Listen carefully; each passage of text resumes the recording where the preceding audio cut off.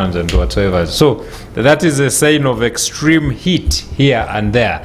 But well, we are going to be discussing about the science behind these current weather patterns, especially the extreme heat that has been here really, and also I don't know if it is ending or it is a sign that it is going to be ending, because yesterday, just like I told you, we had drizzles here and there, so we shall get into that. But well, today with me is Mr. Abubakar Kalema, who is a principal meteorologist, who is going to be taking us through this kind of discussion and also elaborating to us what this weather is like and how long we should expect it to be here, or when it is going to be coming down. So good morning to you, sir.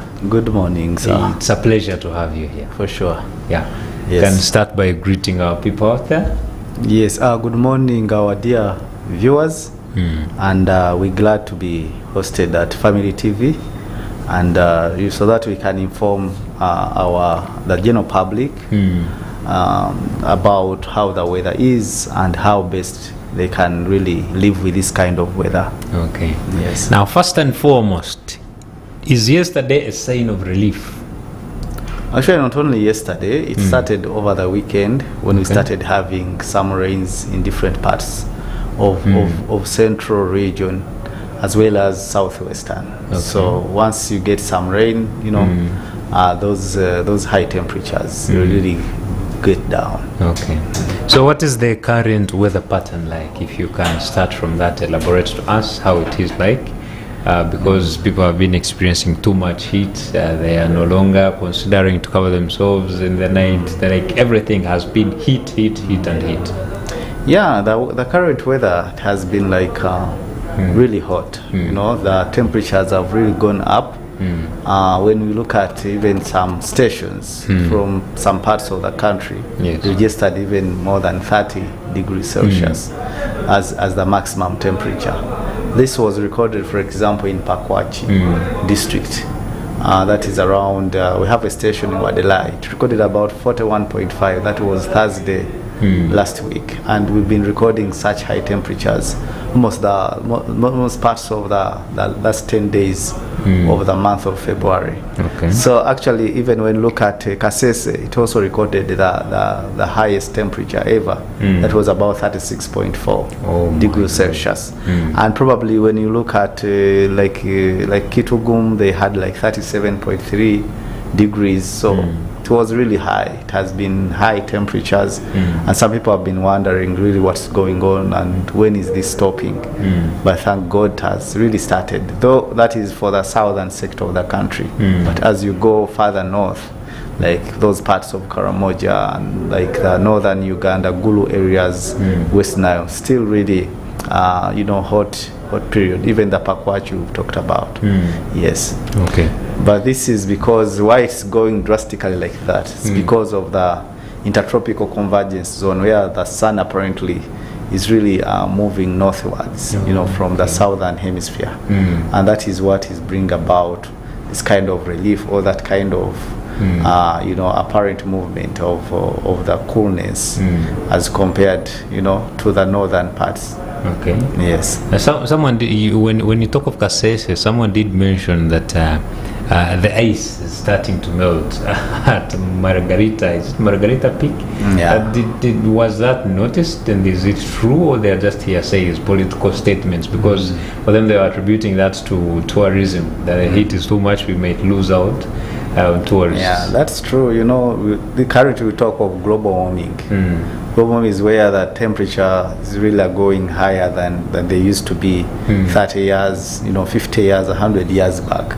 So this kind of situation globally, not only Rwenzori but even other highland areas like Kilimanjaro, Mount Kenyas and others. Okay. They are really the snow top is really melting, and and this is not good news for us, because it means now if it's really getting a bit hot at that high altitude, it means the lowlands it's gonna be a little bit more high temperatures. Yes. So I did not want to mistake this, because I remember last year we are discussing about the same here, and we had someone still from meteorological, and we were discussing, and he advised me that this is not a heat wave.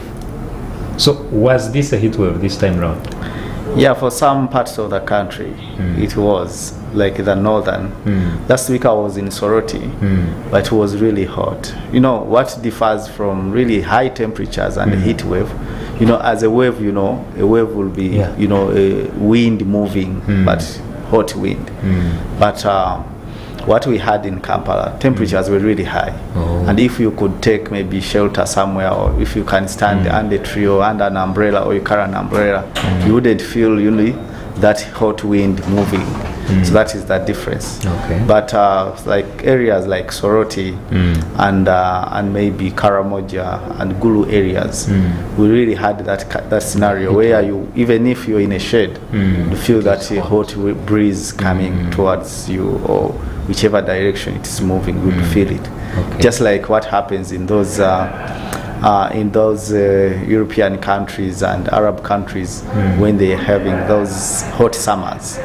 Yes, so their hot summer temperatures are high, and there is that kind of hot breeze. So something we had. But for central like Kampala, we didn't get to that level of heat waves. But the temperatures were high and unbearable to most of us. Like you mentioned, when it comes to sleeping, people were not covering, including myself. Yes. Wow. And that's the moment you tell your partner, please, you know, leave the other side of the bed. You know, it's too hot. It wasn't good news at all. Okay. And now, when we look at the climate itself, is this the time when we're supposed to be receiving this much heat, or there is a seasonal change? Yeah. Like December, January, February is supposed to be a dry season for most parts of the country. And that's not surprise that temperatures were high. It's really dry, dusty. That's a normal weather pattern around February. But in most cases, around late February, some parts of southern sector, like even central, we start experiencing some rain. You know, the onset of the first seasonal rain, the March, April, May. That's when it gets in. But what we've seen this year was that even when it was dry, but the temperatures were a bit higher than we usually record during other Februaries of other years. We also had a similar incident last year, but this one was a bit higher than what we experienced last year. But we shall do further analysis at the end of this period, and we shall give clear statistics about how we compare this year with last year in terms of temperatures, and probably how it can be compared to other previous years. Yes. Wow, that's a very, very good one and good concern. There have been attributions of such a scenario to deforestation, maybe to urbanization, swamp reclamation, human activities basically. Could it be a contributor to such a season, to such the heat that we got for this season? Yes, actually, climate change has been brought about to most especially by anthropogenic, systems and activities where human activities really have contributed so much. When you talk of urbanization, that's why in Kampala you could feel very high temperatures, whereby even when we're having the same temperature with maybe, let's talk of some village setting, maybe from where you come from. I don't know where you're coming from. Fort Portal. Yeah, around Fort Portal. Fort Portal is not so much urbanized with those very high, high skyscrapers. So that we have what we call urban heat island. Because of these buildings, they really emit some radiation, and this radiation really leads to temperatures being higher. You feel like it's too hot even when you're having the same temperatures with like Kabarole or Fort Portal. But what I'm trying to say is that even deforestation has also contributed. How has it contributed? When these forests or these trees, they put out some oxygen, into the air in their process of making food, the photosynthesis. And this one, with this kind of air being emitted into the space, there's a way it cools down the environment, and the temperatures would be a bit low as compared to other kind of other areas which have no forests. Okay. So in general, deforestation really contributes wherever we cut these trees, and that's why probably would recommend that let's have more trees being planted. Even wetlands, not only trees but also the wetlands. We should not encroach on wetlands. These systems, even it is evident in the morning that you see some fog really coming around from those wetlands. This is a sign of cooling of the environment and the temperatures. So whenever they are no longer there, those temperatures will really be high enough. Okay, and then what should we do? Because if we're talking of urbanization, the population grows every single day. Don't you think we are headed for more danger if this is the case? If it is human activities, how can they be limited? Yes, among other human activities that I have not talked about, there's this issue of industrialization. Oh, yeah. You know, these industries, they emit some gases into the atmosphere, and those gases, they act as a blanket. And that blanket, what happens is that as the Earth radiates the heat into the atmosphere, or those radiation, the blanket will really keep those temperatures within, not allowing them to escape into the space. So this is also one way of increasing temperatures. So if we had the same environment as pre-industrialization, and this wouldn't be reaching these kind of temperatures, and this explains these kind of changes that we're experiencing. So what should we do? You know, population are growing, and churches and our different beliefs, they support the issue of, you know, increasing the family. You know, don't be there and you only give to 1-2 kids. So that is automatically that the population is going to grow. And when it grows, there are some things that will be hard to be conserved. But our humble request would be that as government, as maybe city authorities, we need to keep some areas really green. Like when you look at our city constitutional square there, it's one area that the government has conserved green, and really we give credit to KCCA and other maybe authorities and government as well for having maintained them.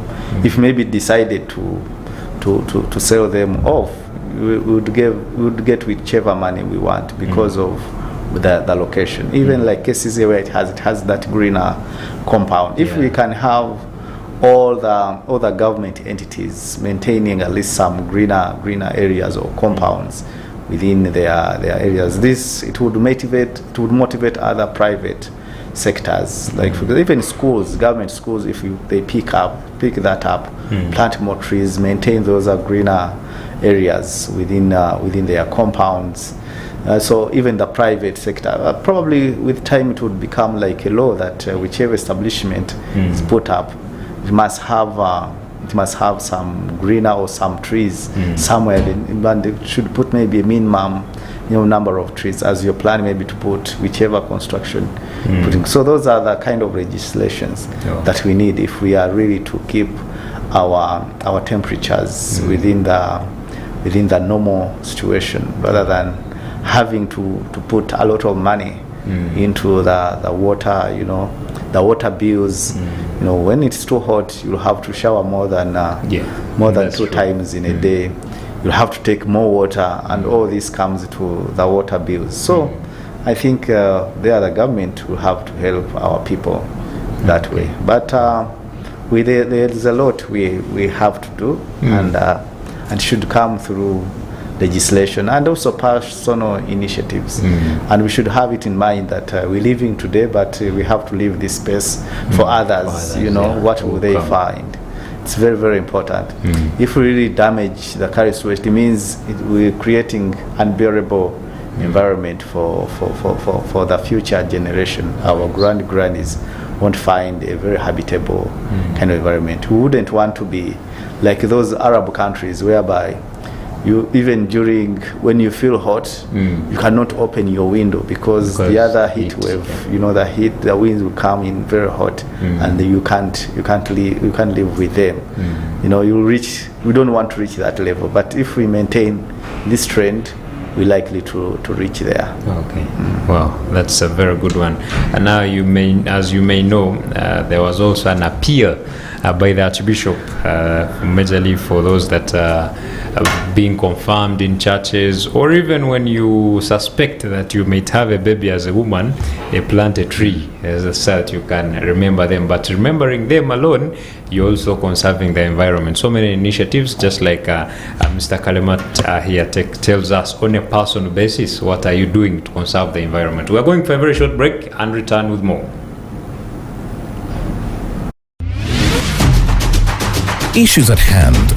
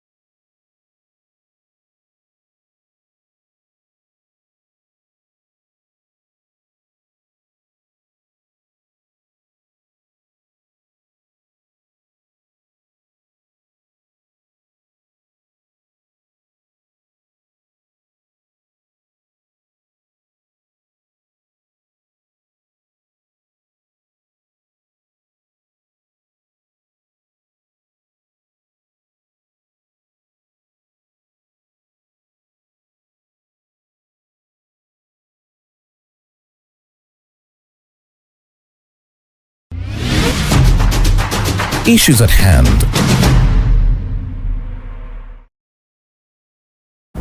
Oh yes, welcome back. You're still watching Issues at Hand, and with me is Mr. Abubakar Kalema, who is a principal meteorologist, who is taking us through what we have been experiencing, majorly the heat wave, and what could probably be there the future ahead as we head into the year. We are now in the new month of March. Usually it could moderately go down from what it has been, the heat, as you say. So Mr. Kalema, I want to understand, someone else there would also want to understand the cause of all this. Why extremely hot? Yeah, why it's extremely hotter than maybe other periods. Probably maybe 2020 it wasn't like this. This hot.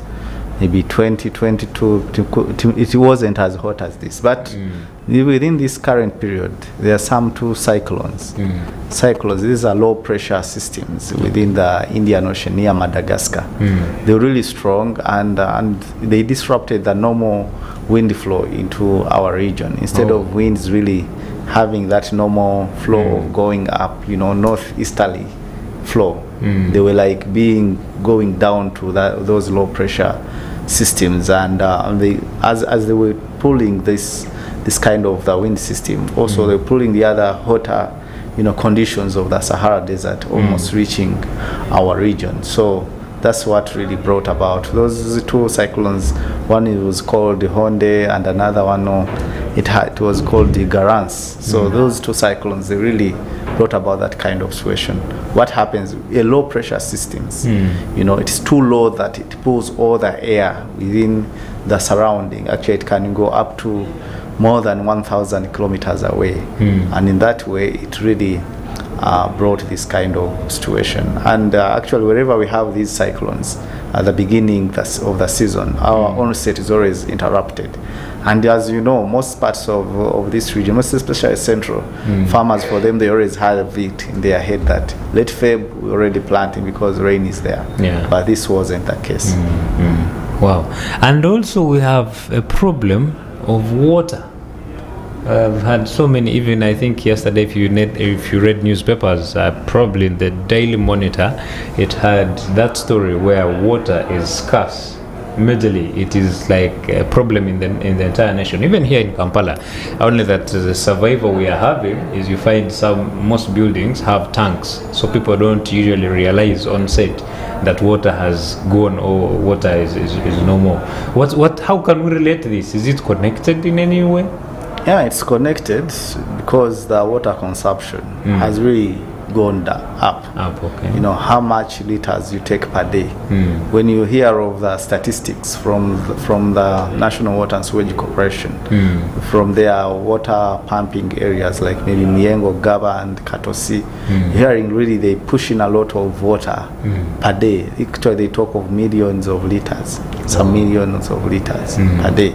So you find that when it is more is needed than maybe the current capacity, you find that they have to rationale the water. That's why sometimes you find some areas off, other areas are on, something like that, in order to balance that every area gets enough water. So there's a way it was directly connected and brought about that kind of the water scarcity. But I think you can invite the experts from the national water to add more of probably what could be other causes. Maybe there were also other technical issues within, but these high temperatures whereby the water demand went so high, higher than normal, it is easily that it contributed to water scarcity within very many areas. Actually, even you find that even the water tank, whichever water you reserved, it was like it couldn't sustain you, for 2 weeks without without water. Actually, myself, I have some water tanks at the farm, and usually I don't experience water. You harvest enough during a previous season, and that water can take you through the dry period, because you can just open and maybe animals can drink that can push them through. But what happened, this water really get finished by early January, and you can see that you have a problem of water, and it's a general problem. Actually, we should not take it as small as that most of the farming communities, they are really affected highly, in that they have to buy water. They always have dams, but you find those dams have dried up. It means they have to ferry water. We've seen actually even some maybe animals being sold off at very low prices. So if maybe you have water somewhere good enough in good quantities, this is a time that you can buy some animals that you offset those ones with not enough water. Yes. Wow. I started by asking if this is a relief. So now I want to ask, how long are we still going to experience this? Yeah, like I said, for the northern sector, we likely this situation is like to go up to around mid March. Wow. Mid March to late March if we get to Karamoja. But for the central, as we talk now, the situation has started being better. Like by the end of this week, early next week, rain will start. Currently, we're experiencing isolated. That means we have rains in different parts. Here you're having some few kilometers, you don't have the other areas you have. That's what we refer to as isolated showers. So this one, it will get established by next week. Yes. Okay. Now, if we are to look at the patterns, you might find, just like we had earlier discussed, you might find like 2020 was not like this, or even last year was not like this. It was hot, but not hot like this. So, are we going to expect more heat when it comes to the future? Maybe next year in January. Yeah, I think if we don't do a lot or if we don't do much, we're likely to get, climate change has really made things really change, The usual, like I told you in the first place, that farmers used to be ready to plant by late Feb. So anyone, if he planted around late Feb, I'm sure his crops will not even germinate. But those ones who waited maybe up to around this period, like maybe mid or first week of March as it ends there, because that's when we would advise our farmers to do the planting. That let us not see like the first downpour and you get into the garden. This rain sometimes, as the soils were dry, hot, as it rains, there's some heat that comes from the ground. So you have to wait and get about 3 downpour, serious ones, so that kind of heat gets out of the soils. If you don't do so, and after the first one, you put your seed in the soil, those seeds will be affected, and you won't get the yield, or they may not even germinate as they would germinate even after getting good rains afterwards. So once it rains today, it has rained really heavily, give it another 2 other downpours which are a bit serious, then you put in your seeds in the soil. So are we likely to experience this more and more next year? But we shall always be monitoring these climate systems, these systems that lead to the formation of the rains, the contributors or the drivers. Then we shall always be coming in before any situation gets in, and we shall advise people. So whether next year will be hotter than this year, or last year, or the other year, it's not, as you're getting towards that period that you're focusing, the more accurate your forecast will get. Okay. Yeah, by the way, if before I forget, how are the rain patterns? If we are to consider last year how we received the rain, is it okay, or it also comes extremely much, or it is okay that way? The season, the second season? Yes, the second season, we, according to what we experienced, some areas experienced above normal rainfall, and other areas received near normal kind of rainfall. We only had very few areas, I think very few areas which had a below normal situation, but most areas they experienced above normal rainfall. So is this a problem if the heat is too much and the rains are too much? Yeah, the situation we're in, the heat is getting down. Once it starts raining, these high temperatures will get down. We shall no longer have too high temperatures. Then we shall get into the episode of coldness. You remember, whenever it rains, you need maybe a sweater or a jacket to put on. So that is where we're heading. And this coming season, we expect to have near normal to above normal rainfall. That means some areas will even experience more rainfall than they usually receive during this season. But those areas which receive even near normal or kind within the normal rainfall that they experience within this season, a lot of economic activities they can go on, they can be sustained, especially the crops that they usually grow. Okay. And now, majorly to the farmers, probably, as I understand now, we could at any moment get back to the rainy season. What preparedness should they have? How can they prepare for the upcoming season? You gave them a tip of not planting immediately when it rains, the first drop. What other more things can they do to prepare for the upcoming season? Currently, we need land preparation. Okay. Land preparation. As we talk now, you try to prepare your land. Try to like put down the bush. You know, if there is some bush, leave your land to rest. And then if you get that first downpour, try to plow as usual, or even maybe use it to dig holes within your garden. Then also prepare for your water. Your water harvesting facilities.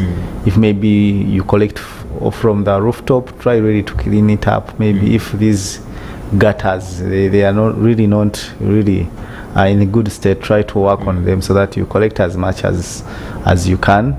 You know, enough water that you can do some micro irrigation. Remember, our president was giving us some simple method of how we can irrigate, especially like for banana plantation, that drip irrigation, where you use some bottles, mineral water bottles, you pierce and put some water. It's very simple and a basic technology that you can use. So harvest enough water that can be used during any dry spells that are likely to happen within the season. Okay. Yes. Wow. And now it is still a little bit hot, right?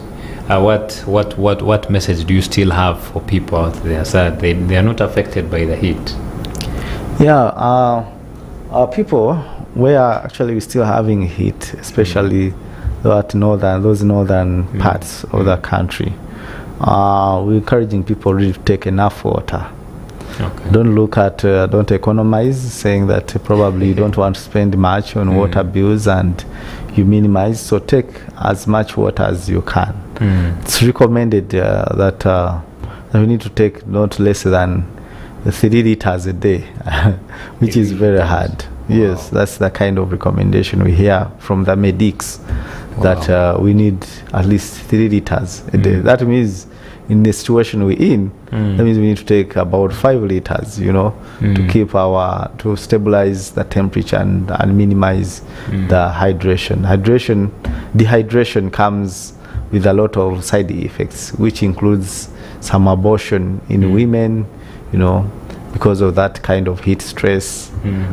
Even, you know, ourselves, you know, you can run mad out of that kind of stress. Even those people you're seeing in Butabika, it all started as stress, then it gets to another level, then to another level, till they reach that level of mental impairedness. So we need really our people need to hydrate enough.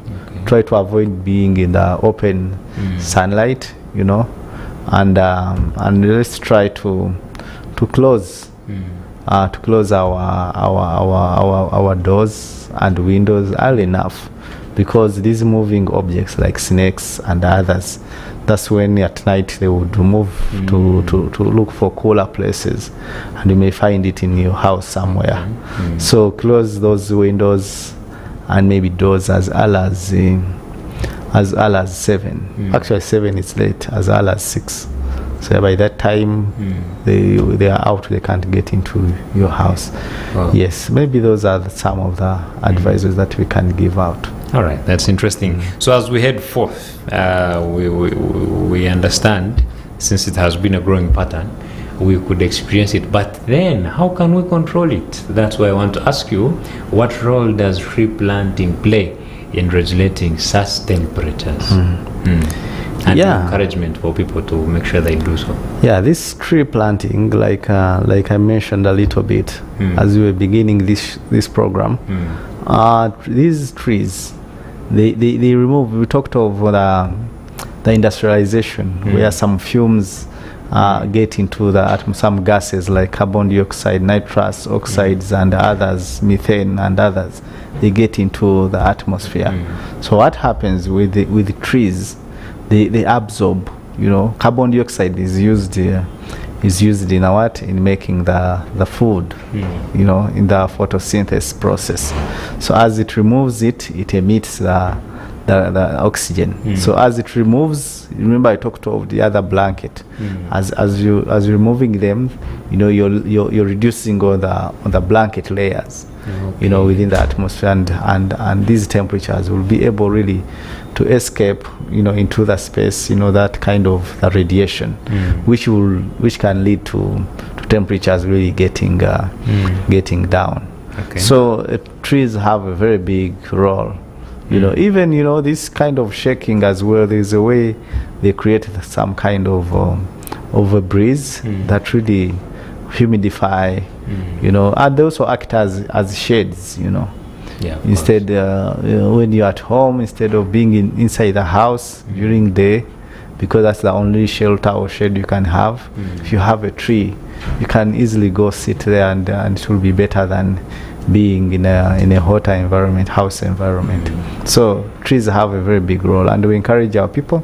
I think I would like to appreciate the Archbishop when he brought out that message of at least when you have a kid, plant a tree, as something, as your contribution towards environmental conservation.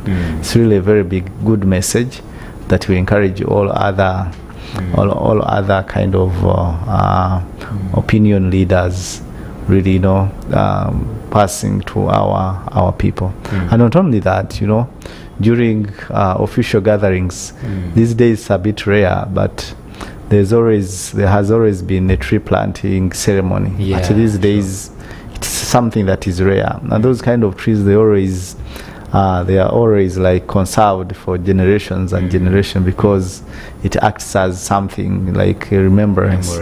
So if we can even instead of only planting one, it would be a habit that whoever comes along on those kind of ceremonies, you plant a tree as well. Oh yeah. Yes. Wow, thank you so much. I understand our time is past spent. I would request you give us a few remarks in just a few seconds as we wind up. Yes, thank you very much, Wana Moderator, and our viewers. It was great having us here, and we appreciate the management of Family TV for that generous kind of a gist to our general public, because this information is always wanted. We always get a lot of calls all over that people want to know, when is this ending, how is the situation going, are we going to be like this throughout this season? So people need this hope. So if you bring hope to people, I think it's a very great responsibility you're doing to this nation. But I'd like to call upon our public that let's try as much as possible to always get the weather information through the right channels. The Google, we have Google and the rest, but the information you get, it's not as reliable as the information we'll get from the meteorological department. Currently, we are the Department of Meteorological Services. So this department is meant to provide weather and climate information. That's why you hear of seasonal forecasts, monthly updates, 10-day agro-meteorological bulletins, daily forecasts, 6-hourly forecasts, fisher, like a marine forecast. All of this information is meant for the general public, really to be safer. But one point I would like to put forward, that whenever we have this kind of weather pattern, like having this dry period, very high temperatures, these rains, when they start, they come along with some hazards and disasters, such as very strong winds, lightnings, and hailstorms. So you expect that to happen, and very heavy rainfall, which is windy. So people really have to watch and be careful and prepare for that kind of situation. Thank you very much. Thank you so much, Mr. Abubakar Kalema, who is a principal meteorologist, and of course we appreciate the information that you have given us here. Very impactful, very helpful. So please, yes, the heat wave could be ending for some regions. I mean, the dry season could be ending for some of the regions, but make sure, just like he has told you, expect much as well. The rain could come, but it is too much. There is too much wind and all those things. So be extra cautious in wherever season we are headed into. Please, the farmers, make use of this time. Do not just wait for the rain and then you start the whole process. Be doing something so the rains can find your gardens very, very prepared. I cannot go past this. My name is Luke Majumba. I want to appreciate you for joining us today morning, and of course appeal to you that you stay on for more programs that are upcoming. Have a lovely day. Issues at hand.